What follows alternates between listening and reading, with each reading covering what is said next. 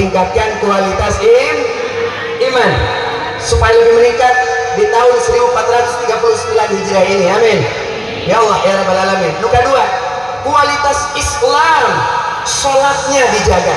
Betul, karena kita ingin selamat. Betul, kita muslim bisilmi, ajar, pelajari ajaran-ajaran Islam, laksanakan, kemudian insya Allah masuk surga disambut dengan salamun qawlan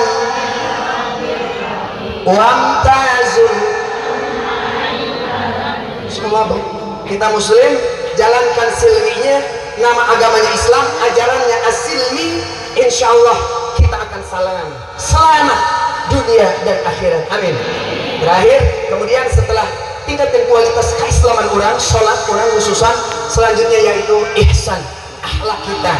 Setelah sholat, akhlak terhadap tetangga, akhlak terhadap suami, akhlak terhadap anak kita, dan terhadap orang lain pada umumnya, baik muslim atau non muslim.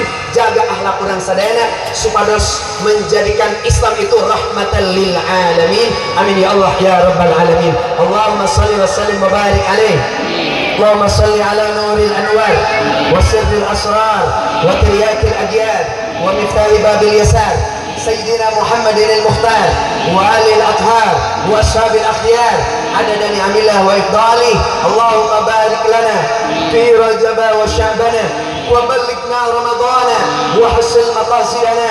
Amin ya Allah ya Rabbal Alamin. Insyaallah Bu, mohon doanya Pak Ustaz ya. Setelah ini insyaallah Pak Ustaz mau lanjut ke Cikeas Bogor.